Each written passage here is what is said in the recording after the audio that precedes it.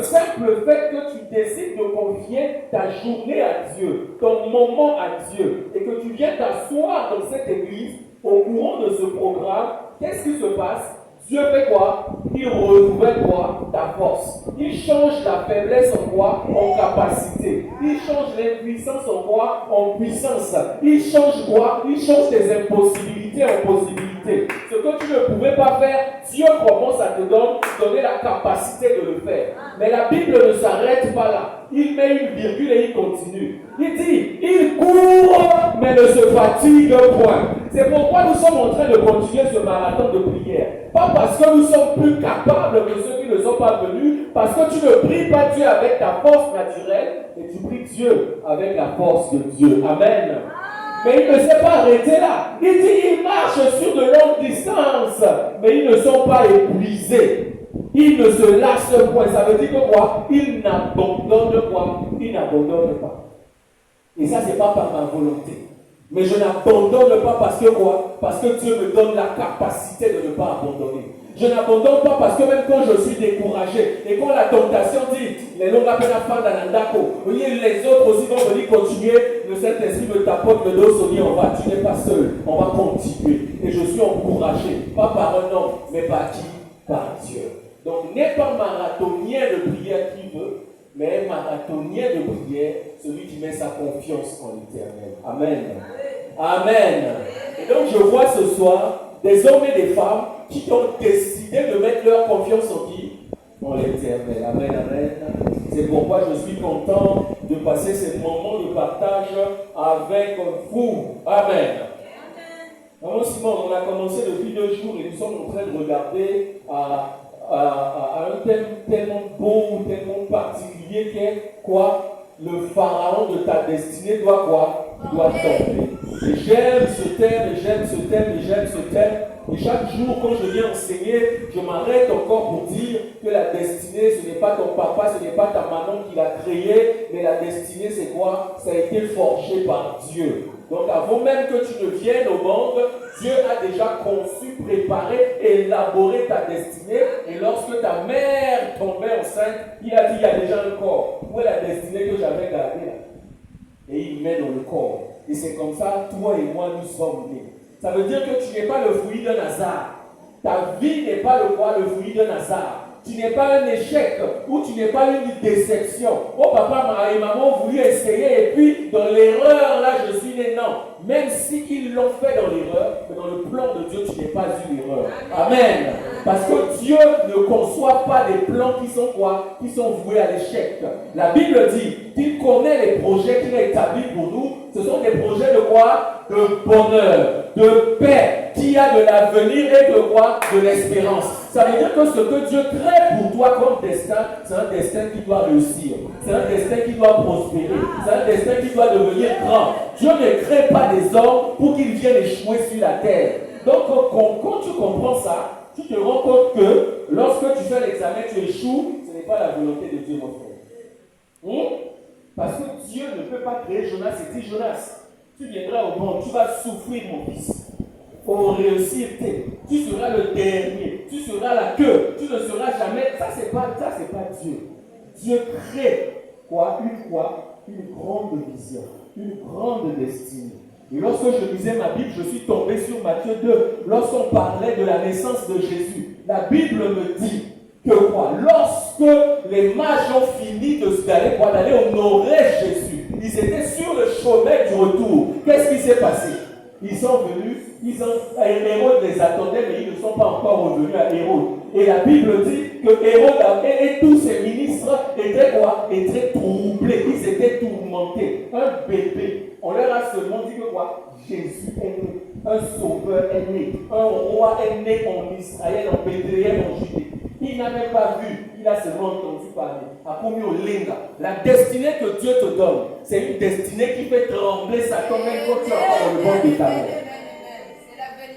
C'est pourquoi lorsque tu viens au monde, Satan commence déjà à faire quoi? À te combattre. Il dit, il est inconscient, tuons-le même avant sa naissance. Il va chercher à te tuer même avant que tu ne naisses. Parfois, il va insuffler des idées de quoi? D'avortement. Parfois, ta maman a essayé, mais ça n'a pas marché. Parfois, ton papa est venu dire à la maman, avorte, mais ça n'a pas marché. Parfois, c'est le grand-père ou l'oncle ou la maman qui dit, ma fille, tu n'as pas encore l'âge, avorte ce monsieur-là.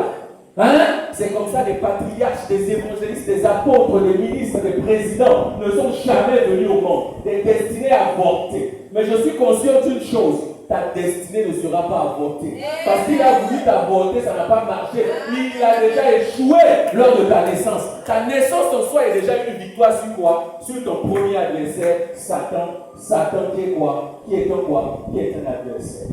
Je viens là pourquoi? Parce que hier je disais ceci. Que Satan n'est pas ton ami espoir. Tu ne peux pas te lever aujourd'hui, tu vous dis que non, moi j'ai un copain qui s'appelle Satan. Tu ne peux pas te lever et dire aujourd'hui que moi j'ai un petit ami qui s'appelle Satan. Ce n'est pas ton ami. Tu ne peux pas faire copain-copine avec Satan, ça n'existe pas. La Bible dit que Satan est ton adversaire. Et on a lu hier que l'adversaire avait un travail. Le travail de l'adversaire, c'est de faire quoi? C'est de rôder autour de toi. Donc, un ami ne rôde pas autour de toi. Un ami, il te regarde dans les yeux. Mais Satan, qu'est-ce qu'il fait? Quand les yeux sont là, lui, il est derrière. Quand tu veux te retourner derrière, il revient devant. C'est ça, rôder. Il est là, il tourne autour de toi et il évite que quoi que tu le regardes. Ce n'est pas ton ami. Et il rôde pourquoi? Il rôde pour chercher à faire quoi? À te quoi? À te quoi? À te quoi? À te tuer, à t'égorger, à te détruire. Mais en réalité, il veut détruire quoi? Il veut détruire le projet que tu as établi pour toi. Le plan que tu as établi pour toi. C'est ça qui attire Satan. Donc Satan ne te combat pas pour ton présent, on a dit hier, mais il te combat pour ton avenir. Il était en train de chercher à tuer Jésus, pas parce que l'enfant là était dangereux, mais parce que dans 33 ans, cet enfant devrait quoi? Connaître quoi? Devrait le faire échouer et le faire trébucher à la croix. Il voulait tuer Jésus depuis bébé pour ne pas que Jésus aille à la croix et sauve l'humanité. Lorsque le diable te combat, il te combat aujourd'hui pour t'empêcher de faire quoi? D'atteindre ta destinée, le plan établi de Dieu pour toi. Regarde si on revient à Exode, l'histoire originelle. Qui connaît l'histoire de Moïse? Au temps de Moïse, le peuple d'Israël commençait à devenir fort, grand, puissant en nombre. Ma Bible me dit que Pharaon a commencé à avoir peur. Dis à ton voisin, le diable a peur de toi. Il faut dire à ton voisin que les démons là, ils ont peur de toi. Ils ne te combattent pas parce qu'ils veulent seulement te détruire. Ils te combattent parce que quoi? Ils ont peur de toi et ils veulent t'anéantir. Donc, tout ce qu'ils font là, ce sont des quoi? Ce sont des grimaces en musulman. Ils ont grimacé pour que tu te sentes inférieur et ils prennent le dessus et ils te dominent. Mais la vérité est qu'ils savent que tu es supérieur à eux. Ma Bible me dit que Pharaon, tellement il avait peur, il a donné quoi? Une instruction. Tuer tous les nouveaux-nés garçons d'Israël. Pour que quoi? Dans 10 ans, dans 15 ans, il n'y ait plus quoi? D'hommes forts en Israël, il n'y ait plus quoi? De croissance de la population et on va les contrôler. Pourquoi il n'a pas tué les hommes vivants déjà? Et il s'est attaqué au bébé. On dit que quoi? La jeunesse c'est l'avenir. La jeunesse c'est la force. Mais lui, il laisse même les jeunes vivants. Il laisse les papas qui sont vieux et il vient tuer les bébés. Vous savez ce que c'est? Il veut briser quoi? La destinée du peuple. Mais en réalité, ce n'était pas Pharaon, homme qui combattait. Mais c'était le diable qui savait qu'un sauveur devait naître en Égypte. Il savait que Moïse était déjà là. Et si je tuais tous les nouveaux-nés garçons, j'allais détruire la destinée de qui? De Moïse. Et Dieu n'allait jamais sortir son peuple. Il voulait détruire quoi? Le plan de Dieu, mais quoi? Dans les ventres directement. Mais la Bible me dit qu'il a échoué. Amen. Il a échoué. Le plan du diable, ce n'est que de quoi? Que de tuer. Mais le plan de Dieu, c'est que lorsque le diable veut te tuer, lui, il fait quoi? Lui, il te sauve. Amen. Amen. Amen. Lorsque le diable veut te tuer, parfois il te tuera toi directement. Parfois il va tuer ton projet. Parfois il va commencer à détruire tes choses. Comment qui connaît l'histoire de Job? Le diable voulait tuer Job. Mais Dieu a dit, ne le tue pas, sa vie m'appartient. Il a dit, reste là. Tu penses qu'il ne va pas mourir? Le diable est malin. Il sait que si Job est attaché à sa voiture, si je casse la voiture de Job, la colère va faire en sorte que ton son aille au matin, à Okufa, AVC, donc en finalité, il laisse déjà quoi? il est déjà mort. Et il a commencé à aller tuer les enfants de qui? De Job. Mais pourquoi Dieu n'a pas interdit qu'on tue les enfants de Job? Non, sinon. Là, pourquoi tu as ta théologie moins bizarre? Espoir. Dieu il n'a pas dit à Satan, ne touche pas à Job, ne touche pas à ses enfants, ne touche à personne.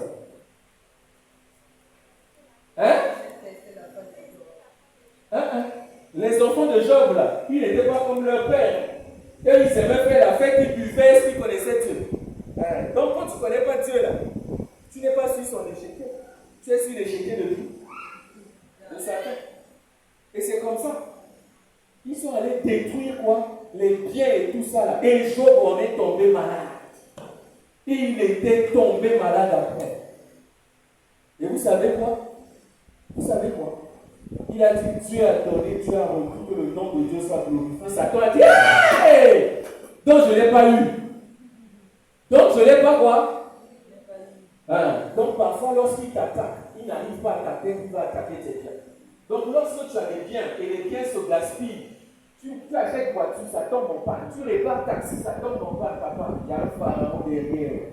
Le diable veut nuire à ta santé indirectement. Lorsque tu fais un examen, tu échoues. Licence, tu as échoué. Bac, tu as échoué. BPC, tu as échoué. Donc, vie, là, échec l'examen, échec l'examen. Et toi, tu te dis que celui qui a fait une classe 3 fois, tu es dans le quartier. Tu commences déjà à penser que c'est normal. Ce n'est pas normal. Parfois même là, tu vas aujourd'hui, ça ne marche pas. Tu dis que non, c'est parce que le quartier là, il n'aime pas le gâteau à la madeleine. Au au chocolat dans le quartier. Ils disent que le quartier ne veut pas manger le chocolat.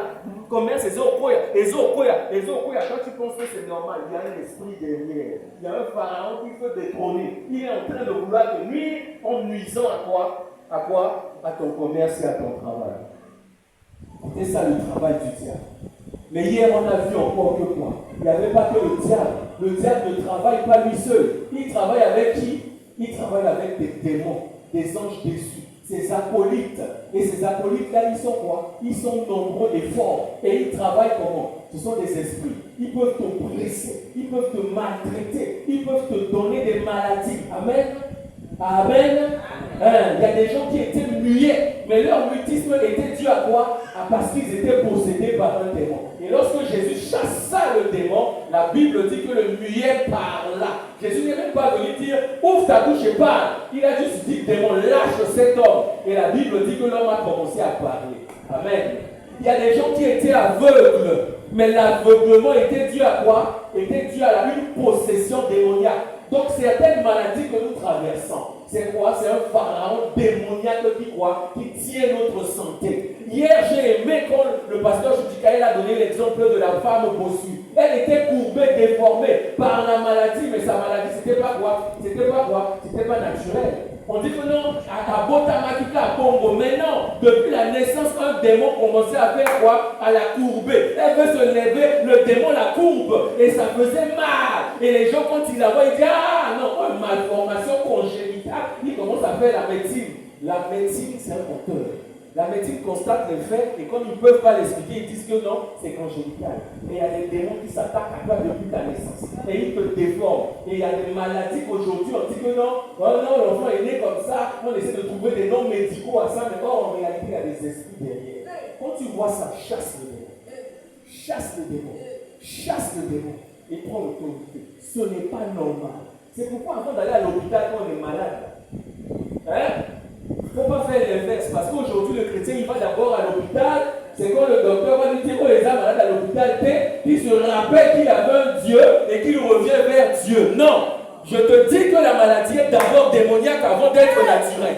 Donc lorsque tu as mal à la tête, tu dis Seigneur, je prends autorité sur ce mal de tête. Quel que soit le démon qui est derrière et qui m'oppresse et qui m'appuie la tête pour que j'ai mal, il lâche prise, il tombe maintenant au nom de Jésus. Lorsque tu prends la tension est en train de monter. Tu t'arrêtes, tu dis Seigneur, ils ont menti. Je sens des palpitations. Je sens que mon sommeil est troublé. Je sens que mon corps ne réagit pas comme d'habitude. Le démon qui m'oppresse, qui veut oppresser ma santé, qui veut me grimacer, je prends autorité. Maintenant, tu lâches mon cœur, tu lâches mon poumon, tu lâches ma respiration. On dit non, il y avait la asthme. Dans la nuit, tu veux dormir là, tu n'arrives pas à respirer. Je viens te dire qu'il y a des démons qui sont en train d'appuyer ton cou, qui appuient ton ventre et qui t'empêchent de respirer. Lorsque ça se produit, ne cherche pas le numéro de quoi? De docteur. Ne cherche pas le numéro de qui?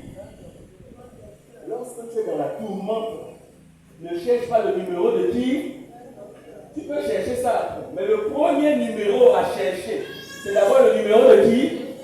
Je vous ai dit hier que dans la barque, dans Luc 8, il y avait quoi? Il y avait Jésus. Mais c'était un Jésus qui dormait. Qui faisait quoi? Qui faisait semblant de ne pas être au courant du problème. Je dis semblant parce que même quand tu dors, quand l'autre te touche, tu sais qu'on a versé l'eau sur toi. La barque bougeait, l'autre tombait sur lui, Jésus ne bougeait pas. Il faisait semblant de faire quoi? De dormir. Il attendait de voir comment ces hommes allaient réagir. Ma Bible me dit que ces hommes ont commencé. Je suis un grand prêcheur. Ils ont dit tournez la barque comme ça. Ils ont mis les stratégies de quoi? De stabilisation de la barque au point. Ma Bible me dit que quoi? Ils s'invitaient, papa. Ça commençait toujours à faire quoi? À devenir de mal au pire. Et c'est lorsqu'ils ont fini de tout tenter. Ils se sont rappelés. Mais c'est Paul. C'est pas lui qui a guéri les gens de l'autre côté. C'est Paul. C'est pas lui qui multiplie le Père. C'est Paul. C'est pas lui qui dit qu'il est le Fils de Dieu. C'est Paul. Mais on a Jésus ici. Et c'est quand ils sont venus déranger Jésus. Quand ils sont venus appeler Jésus à l'aide, que la situation en fait quoi? A changé. Je dis que le trouble de ta vie attend que tu appelles Jésus. Le démon qui t'entoure, qui t'oppresse et qui dérange ta famille attend que tu appelles qui? Que tu appelles Jésus. Ton hypertension, c'est un bip que le monde t'envoie pour que tu te souviennes que tu dois appeler qui? Tu dois appeler Jésus. Lorsque tu es malade, ce n'est pas quoi? À la mort ta maladie, mais ta maladie à la gloire de Dieu. Pourquoi? Parce que ta maladie, c'est un moment que quoi? Que le monde t'envoie pour que tu te rappelles que quoi? Tu as un Dieu à aller déranger. Tu as un Dieu à aller réveiller. Tu as un Jésus à appeler pour te libérer de quoi? De tes pharaons et de tes oppresseurs. J'ai donné le nom de Jonas ici. J'ai dit le nom de Judicaël ici. J'ai dit le nom de Siméon. Mais c'est ton nom est plus ancien. Siméon. J'ai dit le nom de qui? Le nom de qui? Jésus. Regarde comment il dit le nom de Jésus. C'est comme si c'est même pas un nom qui a autorité dans le ciel et sur la terre et sous la terre.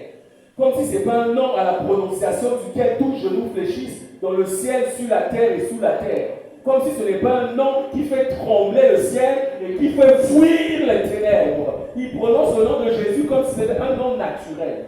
Mais ma Bible me dit qu'à la prononciation du nom de Jésus, les genoux font quoi? Fléchissent. Le pharaon de ta vie qui est encore debout, avec les genoux forts, je vois ses genoux devenir fragiles comme de la poussière et s'affaisser au nom de Jésus. Mais le pharaon qui est encore fort, debout et rigide dans ta vie, je vois quoi? C'est quoi? C'est ces chevilles qui étaient en fer, s'affaiblir, se transformer en argile, puis en poussière, et il s'affaisse devant toi au nom de Jésus. Car c'est au nom de Jésus, et au nom de Jésus seul, que les pharaons de nos vies tombent. Au nom de Jésus. Aujourd'hui, je vais aborder un autre point. On a déjà vu 3 points. J'ai dit il faut identifier le pharaon pour le faire tomber. Parce que si tu rentres ici, on te dit va faire tomber le pasteur Jonas. Toi, tu vas venir, tu vas aller faire tomber le pasteur Judicaël. Tu dis c'est le même J là. Tu as fait erreur, tu as fait tomber le mauvais pharaon. Hein? On est d'accord? Donc il faut identifier qui est l'ennemi pour mieux le combattre. On a dit le premier ennemi de ma destinée, c'est qui? C'est moi-même. Le deuxième ennemi qu'on a cité, c'est qui? Le diable. Le troisième ennemi qu'on a cité, c'est qui? Les démons. Et le quatrième ennemi qu'on va voir aujourd'hui, les hommes. Vous voyez qu'on a parcouru 2 catégories. Il y a la catégorie des ennemis des pharaons qui sont spirituels et il y a la catégorie des pharaons qui sont quoi? Qui sont physiques. Dans la catégorie des pharaons qui sont spirituels, on a le diable et les démons. Et dans la catégorie des pharaons qui sont physiques et naturels, il y a moi-même et mon voisin de gauche et mon voisin de droite. Amen. L'homme comme moi. Hein? Les hommes peuvent combattre ta destinée. Dis à ton voisin, un homme peut combattre ta destinée. Un homme peut combattre ta... Je vais prendre deux exemples et on va prier. Il n'était plus roi, mais Israël ne savait pas que la royauté avait changé de camp. Eux, ils continuaient de suivre qui? De suivre Saül. De suivre Saül. Or, la royauté avait changé de camp. Ma Bible me dit que le roi était en train de combattre, le roi physique. Il était allé sur quoi? Sur le territoire, sur le combat, en train de combattre. Les Philistins étaient devenus plus forts. Ils ont envoyé Goliath. Goliath a dit, moi je suis le plus fort. De qui? Des Philistins. Envoyez-moi le plus fort de chez vous. En ce temps-là, c'était quoi? Si c'est le plus fort qui vient, c'est le roi qui sort combattre. Mais le roi d'Israël n'était plus roi. Il n'avait plus de force. Il n'était que roi physiquement. Il a été dominé physiquement. Mais ma Bible me dit que le roi désigné et destiné d'Israël, le roi spirituel David est venu sur quoi? Sur le lieu de la bataille. Dès qu'il a vu Goliath, il a dit hey, je vois quoi? Je le vois comme une sauterelle, je le vois comme une poussière, je vois sa tête déjà coupée, en train d'être mangée par quoi? Par les corbeaux. Les autres étaient en train de voir un grand homme. Lui, il voyait quoi? Il voyait un oiseau. Le roi physique a dit, prends les boucliers, prends les armes, prends l'armure et va combattre. David dit, c'est pas tout, c'est pas avec ça, on tue oiseau avec pierre et lance. Ma Bible me dit qu'il est parti chercher quoi? Il est parti chercher quoi? Une lance et des pierres. Et avec une pierre, il a terrassé qui? Il a terrassé Goliath. Et lorsque ça s'est fait, le roi physique s'est rendu compte que la royauté avait changé de camp. Tout le peuple a reconnu David comme quoi? Comme le plus fort, comme le plus puissant de qui? D'Israël. Et il a commencé à voir quoi? La haine. Ce n'est pas le diable qui voulait tuer David ici. C'est qui? Saül. Le même qui était tourmenté par les démons, David venait l'aider là. Le même maintenant, oubliez ça, il veut faire quoi? Il veut tuer qui? Il veut tuer maintenant David. Les hommes voudront te tuer. Papa, je dis Kaël, c'est aussi vrai dans le ministère.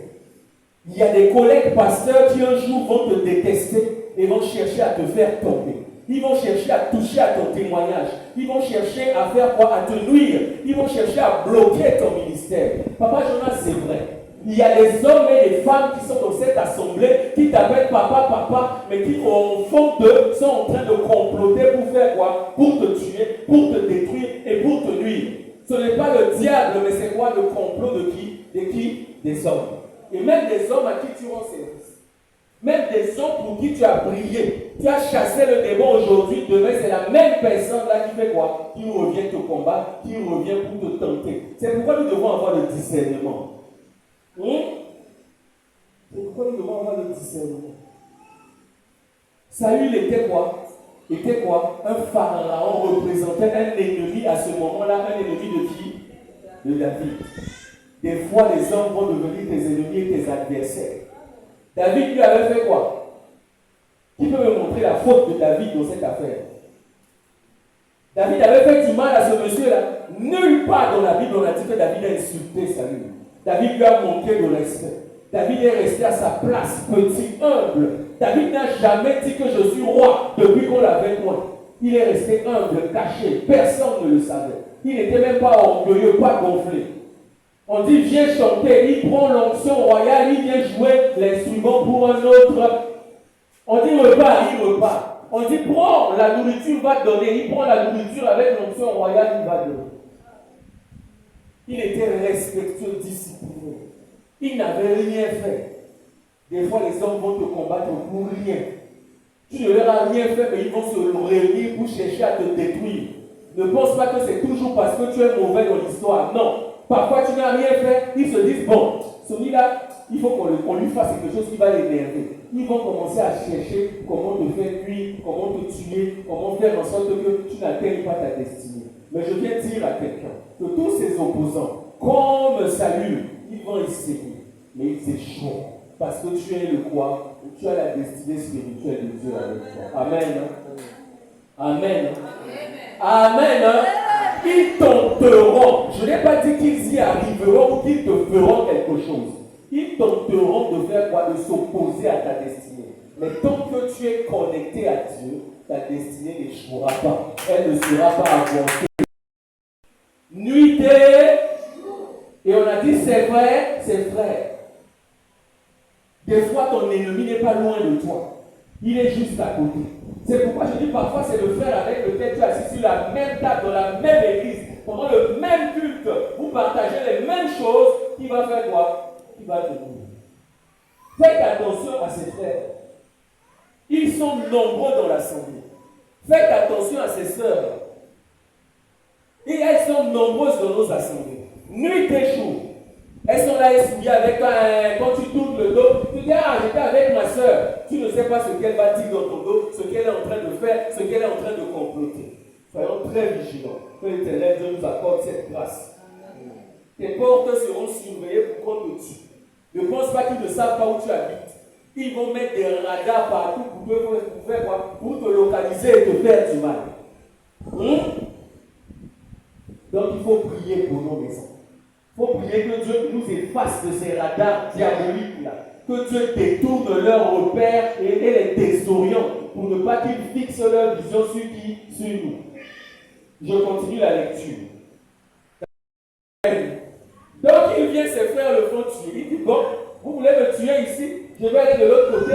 Je vais prêcher seulement aux non-juifs, donc à ceux qui sont un peu grecs et autres, même là-bas aussi. On cherche à le faire quoi? À le faire mourir. Amen. Amen. Amen. Que tu sois ici à Philo, que tu sois ailleurs, on cherchera à te tuer. Ce n'est pas une histoire de pays. Oh non, c'est pas congolais, si Kanana qui est en Afrique du Sud, même si tu vas aux États-Unis, on va chercher à te faire quoi? Te faire mourir.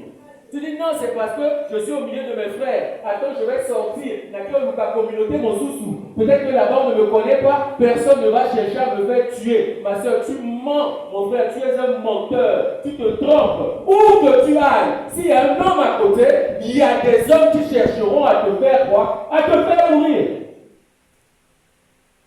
Que l'Éternel Dieu nous donne d'identifier ces pharaons qui complotent autour de nous et qui aspirent à nous détruire au nom de Jésus. Que tous ceux-là qui ont écrit ton nom sur leur calepin, et ils ont dit, et ils ont juré, la Bible dit qu'ils refusaient même de manger. Ils se sont dit, tant que le tu parles, ne mange pas, que tu effaces tes pensées de leur tête, tes idées de leur tête, ton nom de leur tête, ton adresse de leur calepin, et qu'ils tombent maintenant au nom de Jésus. Au nom de que tous les abris qui sont en train de construire, que tous les pièges qui sont en train d'établir, pour que tu y tombes, pour que tu sois bloqué, pour que tu ne vois pas loin, pour que tu ne progresses plus, pour que tu sois limité, que toutes les nuits blanches qui sont en train de faire, que cela soit vain maintenant, au nom de Jésus. Que l'Éternel Dieu leur fasse perdre leur temps encore et encore, et te laisse avancer davantage et davantage. Au nom de Jésus.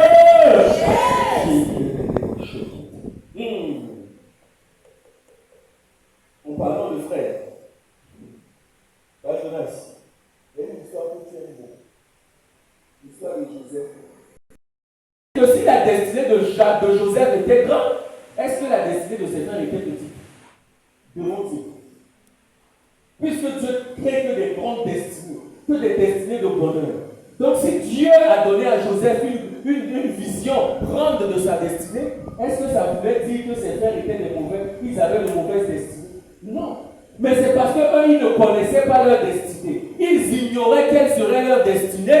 Ils se sont mis à faire quoi? À combattre quoi? La destinée de qui? De leur frère. Ils se sont mis à quoi? À le détester. Je viens dire à quelqu'un, des fois les gens te détestent, des fois toi-même tu es l'opposant de la destinée de ton frère, de ta voisine, de ton voisin, parce que tu ignores ta propre destinée. L'ignorance de ta destinée fera de toi le pharaon de ton voisin. Hein, maman Simon? Lorsque tu ne sais pas qui tu es en Dieu, si tu ne sais pas quel est le projet que Dieu a fait pour toi, tu verras seulement Papa Jonas venir prier ici. Tu vas dire, hey, c'est lui qu'on voit, c'est lui qu'on entend, c'est lui qui est devant là-bas. Mais c'est parce que tu ne connais pas ta destinée. Tu vas commencer à le combattre parce qu'Espoir les lois, comme moi, elle chante, même si elle n'a pas de voix, mais elle chante quand même. Et puis tu es jaloux. Tu vas commencer à combattre la pauvre. La pauvre, c'est parce que tu ne sais pas la destinée qui est en toi. Parce que si tu savais la destinée qui est en toi, tu sais que papa Jonas, lui, il va prendre un micro pour parler à une foule de 100, de 200, de 300. Mais l'Éternel Dieu te destine à quoi? À gagner des nations, à parler à des peuples, à parler à des pays, à parler à quoi? À des présidents. C'est parce que tu ne sais pas que c'est le destin que Dieu a mis en toi, que tu es en train de jalouser la sœur, que tu vas la combattre, que tu vas faire tout pour qu'elle ne vienne pas chanter, mais parce que tu ne sais pas que Dieu est en train de nourrir en toi, de forger en toi un destin de roi, d'évangéliste, un destin de roi, de jeune d'impact pour sa génération. Je viens dire à quelqu'un ce soir, arrêtons de faire quoi? D'être des quoi? Des pharaons pour nos frères et pour nos sœurs. En connaissant quoi? Nos destinées. Garde ton couloir. Chaque destinée est grande. Voilà l'erreur que les frères de Joseph ont commise. Ils ont pensé que leur destinée était petite par rapport à quoi? À la destinée de leurs frères. Ils ont commencé à se voir eux-mêmes quoi? Petits par rapport à qui? Par rapport à Joseph. Ils ont commencé à se diminuer eux-mêmes par rapport à qui? Par rapport à Joseph. Ils ont commencé à faire quoi? À annuler eux-mêmes leur propre destin que Dieu leur avait donné par rapport à qui? Par rapport à la destinée de Joseph. Je viens dire à quelqu'un ce soir, ne commets pas l'erreur de frère de Joseph de te diminuer par rapport à un autre homme. Parce que l'autre homme a sa destinée, toi aussi tu as ta destinée. Et elle est aussi radieuse. Parce que c'est le même Dieu qui a fait le tien, qui a fait le sien. Si c'est le même mécanicien qui a fait le fait, hein?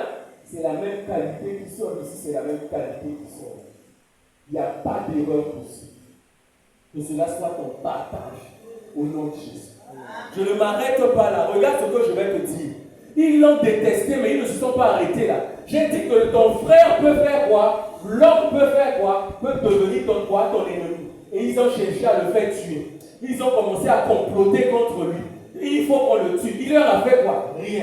À cause de quoi? De sa destinée. Le diable voudra premièrement te tuer. Et lorsqu'il ne pourra pas te tuer physiquement, il va chercher à te nuire émotionnellement. Physiquement, il a commencé à dire à ses frères, tuez-le, détruisez-le, coupez-lui la tête, faites-le disparaître pour faire disparaître quoi? La destinée de Joseph. Mais ma Bible me dit que quand ils étaient en train de planifier le meurtre, un des frères qui détestait Joseph était devenu maintenant son avocat.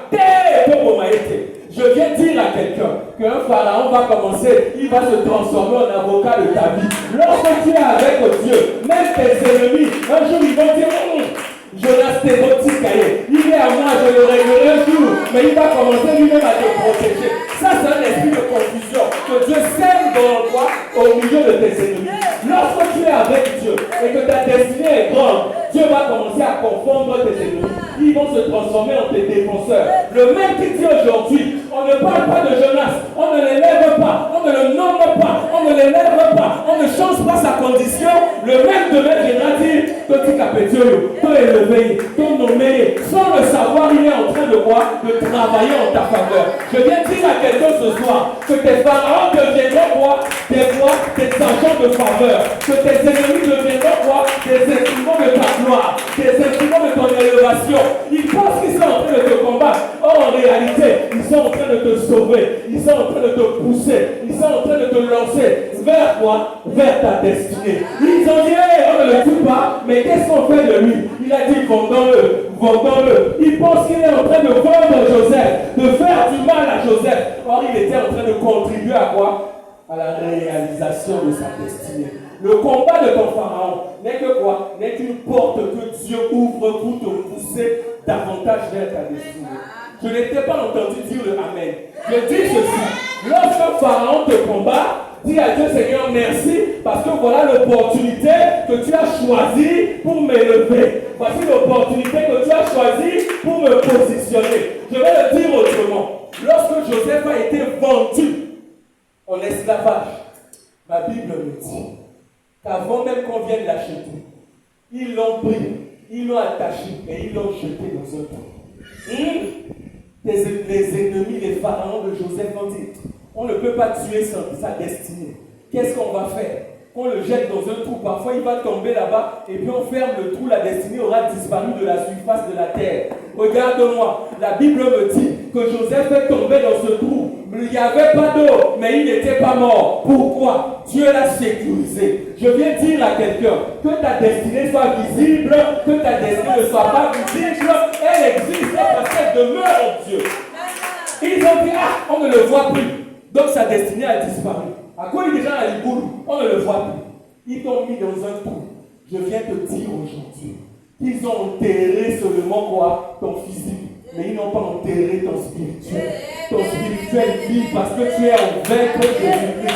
Je viens dire à quelqu'un que le combat qu'il est en train de mener avec toi, il pense qu'il est en train de gagner. Or, en réalité, tu es en train de faire quoi? De les utiliser comme des pions pour te positionner dans ton avenir. Ils l'ont sorti du trou eux-mêmes. Il y a des pharaons qui t'ont enterré eux-mêmes, ils vont aller te déterrer où ils t'ont enterré.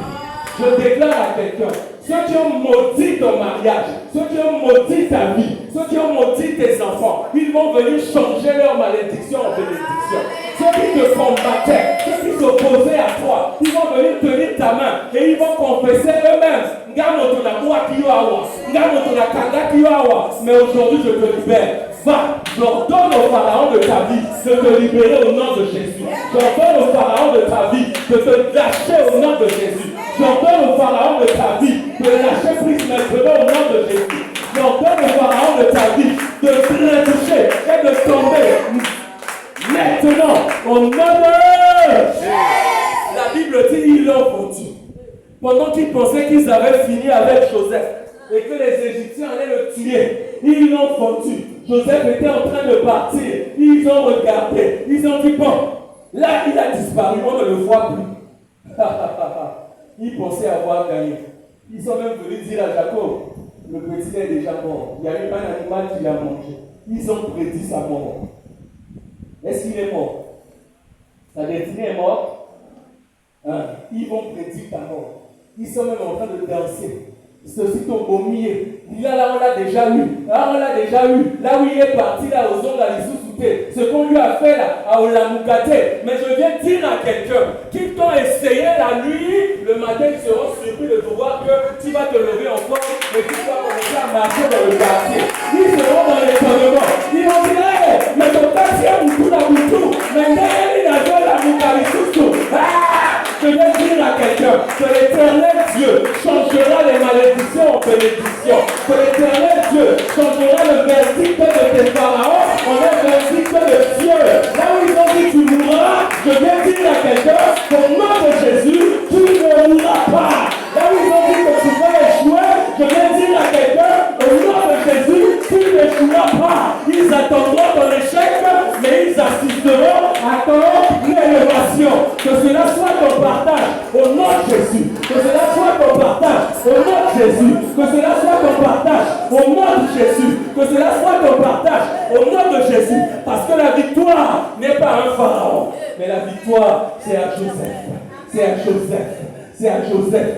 Et je vois des Joseph dans cette salle. Des hommes et des femmes qui vont être reconnectés à leur destinée. Des hommes et des femmes qui vont surprendre leur génération. Là où ils ont dit, on a déclaré, il est échoué. On a déclaré, il va mourir. Cette destinée est finie. Dieu vient, il met une virgule et il continue d'écrire l'histoire. Que l'Éternel Dieu continue d'écrire l'histoire de ta destinée.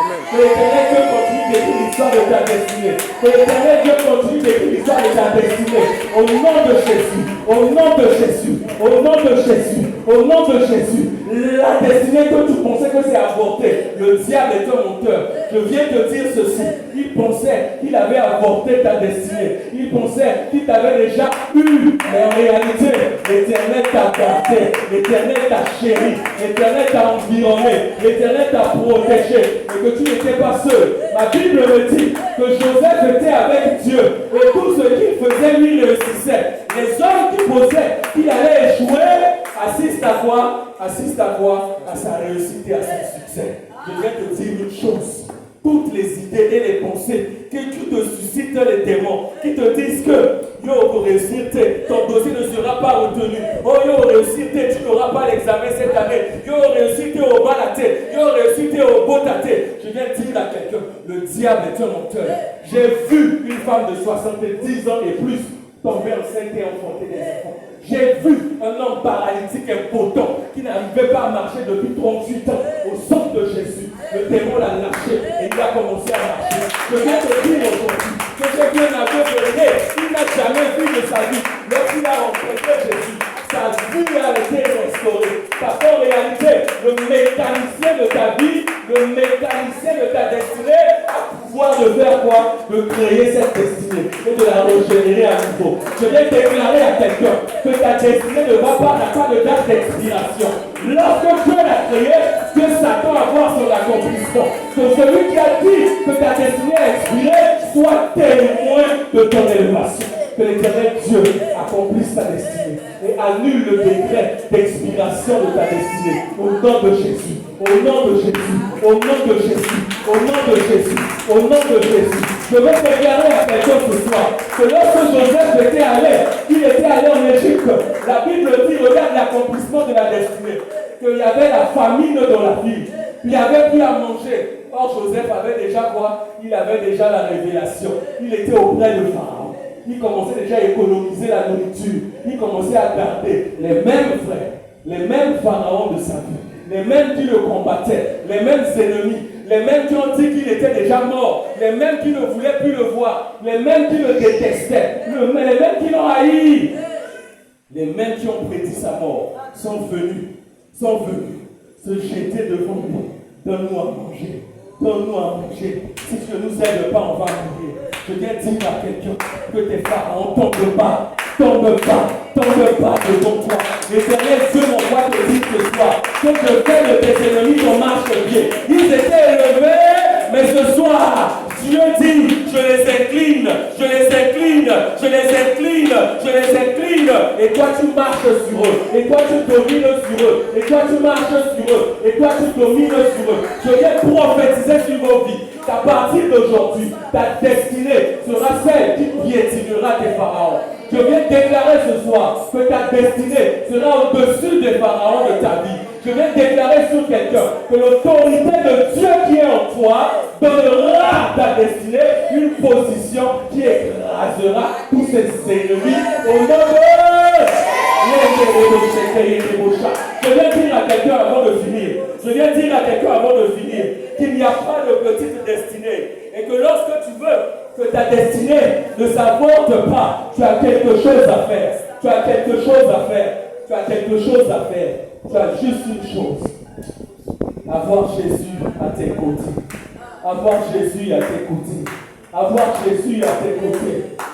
Quand il était chez son père, il avait Dieu à ses côtés. Quand il était derrière le troupeau, il avait Dieu à ses côtés. Quand il était en train d'aller auprès de ses frères, il était allé avec Dieu. Ma Bible me dit que lorsqu'il a été jeté dans le trou, Dieu ne l'a pas abandonné. Il est descendu dans le trou avec Dieu. Regarde la bêtise, regarde. Je me suis arrêté, j'ai dit, mais on l'a jeté dans le trou, on l'a vendu à quelle Égypte? Mais ma Bible me dit, dans l'esclavage, on l'a vendu comme esclave. Mais le voilà chez Potiphar. Et la Bible dit, Dieu était avec Joseph. J'ai dit, waouh! Donc, quand on le vendait, là, on vendait aussi avec Dieu à côté. Donc, quand on était en train de le combattre, là, on le combattait aussi avec Dieu à côté. Le secret d'une destinée qui réussit, c'est quoi? C'est la présence de Dieu. Amen.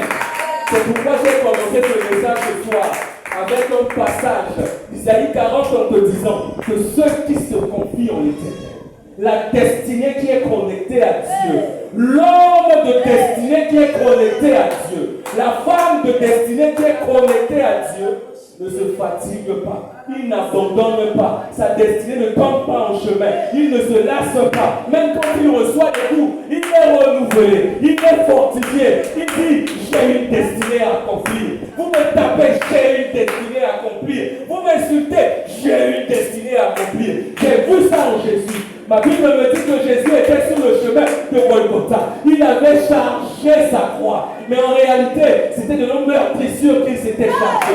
De nos rejets qu'il s'était chargé. De nos insultes qu'il s'était chargé. De nos maladies qu'il s'était chargé. De nos pauvretés qu'il s'était chargé. Mais regarde, la pauvreté n'a pas empêché Jésus d'atteindre sa destinée à la croix. Que la pauvreté ne t'empêche pas d'atteindre ta destinée. Il a dit, il y avait la maladie, mais la maladie ne l'a pas empêché de progresser vers la mort, même la mort de la croix. La maladie voulait le tirer. Jésus a résisté. Dieu lui a donné la force de tracter la maladie. La Bible dit, les puissances du diable, les puissances des démons étaient en train de le tirer, mais Jésus a tracté. Il avait la force de Dieu. Il avait la force de Dieu. Aucun pharaon ne t'arrêtera et n'arrêtera ta destinée. Je vois ta destinée progresser vers son accomplissement au nom de Jésus. Je vois ta destinée progresser vers son accomplissement au nom de Jésus. Je vois les démons tomber. Je vois la maladie tomber. Je vois la pauvreté tomber. Je vois le rejet tomber. Je vois les cales tomber. Je vois les routes tracées par Jésus. Il dit, je suis le chemin. Je te vois sur le chemin de ta destinée. Je te vois sur le chemin de ta destinée. Je te vois sur le chemin de ta destinée. Que l'Éternel Dieu utilise ce programme pour se révéler à toi, afin que ta destinée ne soit pas un échec, mais que ta destinée soit ce que Dieu a prévu qu'elle soit au nom de Jésus. Je vais dire à quelqu'un que là où tu te trouves aujourd'hui, ce n'est pas ta destination, ce n'est pas la finalité, ce n'est qu'un couloir que Dieu utilise pour te faire sortir dans ta destinée. Dieu a utilisé l'esclavage pour positionner Joseph comme roi en Égypte. Que Dieu utilise cette maladie, que Dieu utilise cette situation pour te positionner plus haut encore dans ta destinée. Au nom de Pasteur Judy, je vais rendre le micro. Que l'Éternel Dieu vous bénisse. Et qu'il bénisse sa parole. J'ai envie de continuer, mais l'heure est avancée. On va s'arrêter. Que l'Éternel Dieu bénisse sa parole.